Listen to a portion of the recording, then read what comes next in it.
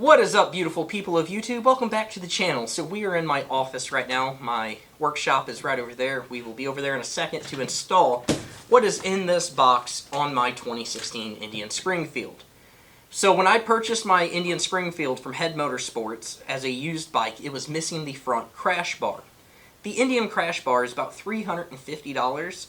I went on Amazon and I purchased a TCT Motorsports crash bar for that bike because I had purchased one for my first Indian ever and had a wonderful experience. I bought one for this bike. I spent, I think, $75 on the crash bar.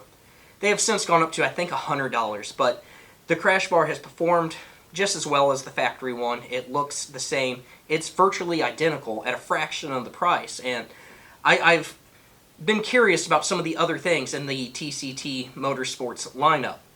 So whenever I traded in my Roadmaster, the only thing I missed on that bike was lower fairings. It's the only thing I missed about that bike.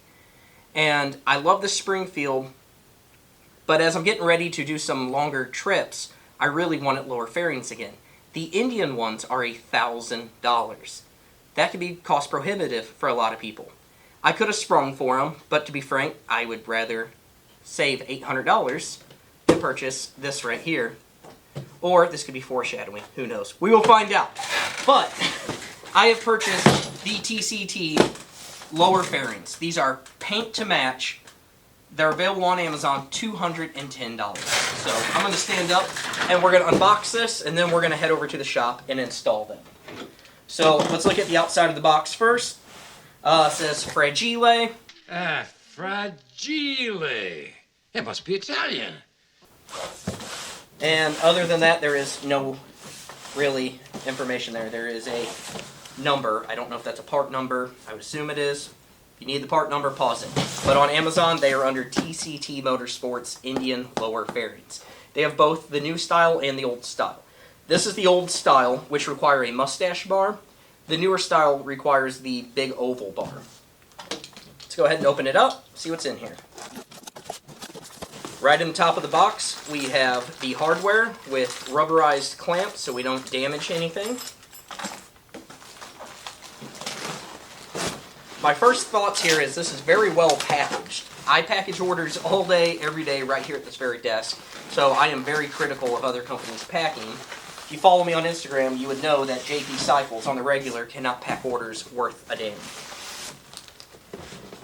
Okay, I don't see any instructions yet. They may be in the package. I know the other products I bought from TCT Motorsports before have not come with instructions, and I kind of don't expect this to be the same. Or kind of do expect this to be the same. It's kind of par for the course with overseas stuff. Inside the foam, the lower fairing is in a plastic bag.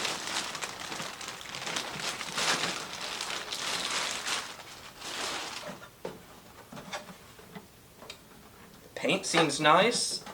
This is very reminiscent of the same lowers that were on my Roadmaster.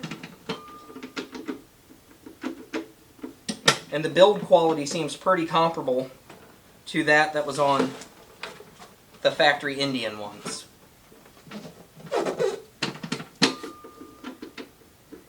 The hardware on this hinge may be a little bit cheaper. Honestly, without having a set here to compare to, I honestly can't remember, but overall they appear to function just the same.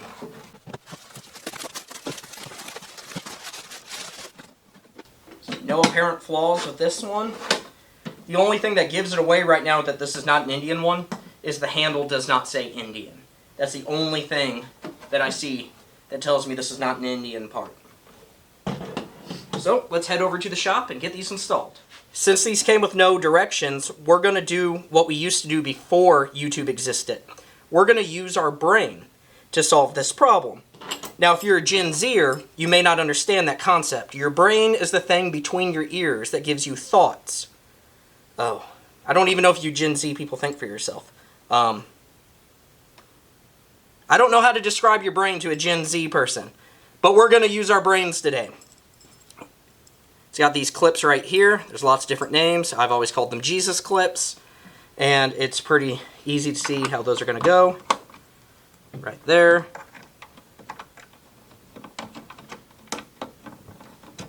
There. Swing that up out of the way. And right there. And you do the same with the other fairing, and then we're going to head over to the bike and install our clamps. So I've gone ahead and I've pre-positioned all my clamps. What I did is I just put all 3 on, so they're on there, and then I put Loctite on all my hardware.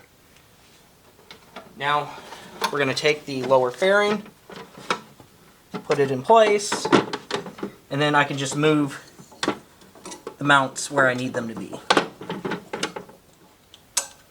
There we go. I'm going to put the bolts in the clamps already, so that way I'm not trying to juggle everything around once I get it into position. Oh, that one fell out. No big deal.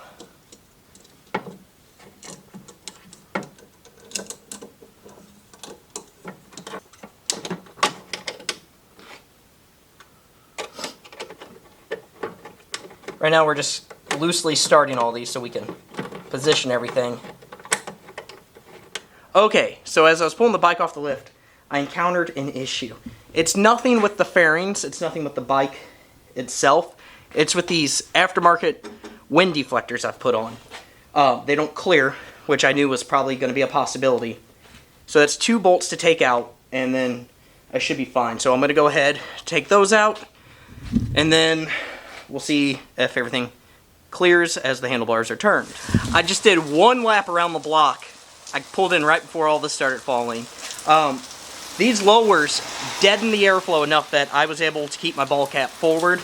Not that I advocate riding in a hat, but just a quick trip around the block. I didn't throw my helmet on. They stop any kind of buffeting and all that. It's really nice. I've always liked the look of like a Road King or an Indian Springfield with lowers. It's kind of a really aggressive look, especially if you got some nice big handlebars. Let me show you this. It's got all the same functionality as the Indian ones. Got that right there, the cubby. This, as well as this. I don't have any evidence to support this claim, but what I believe these are is, I believe these come out of the same factory that makes the ones for Indian, but these ones are probably seconds. They've been rejected for some reason, whether it's minor fitment, maybe a minor cosmetic flaw. Looking them over, I have not seen anything wrong with them. It could be maybe that those doors are loose, that they were kicked to seconds. And my suspicion is that's what these are. For $200, they seem like a great value. So I am leaving this week to go on a 2-week road trip, and I am going to test the living crap out of these. They're going to have a couple thousand miles on them when I get back, and I will do a full in-depth review on if they are good or not. But as of right now, kind of impressed for $200, not gonna lie. So if you're on the edge on buying these, wait till I do the rest of the review on them. But right now I'm gonna give it a right there, maybe like half of a thumbs up, halfway up, not quite full, so who knows. Anyways, that's going to wrap this video up. I love each and every one of you. Thanks for watching. Please give this video a big thumbs up. Comment below. Subscribe if you haven't already subscribed. And in the description box below, there's links to all of my social media, as well as our company website, hotheadstalls.com, where we make everything for horses, and there's a 5% off discount code. I will see you all in the next one. I love you all. I'm out of here.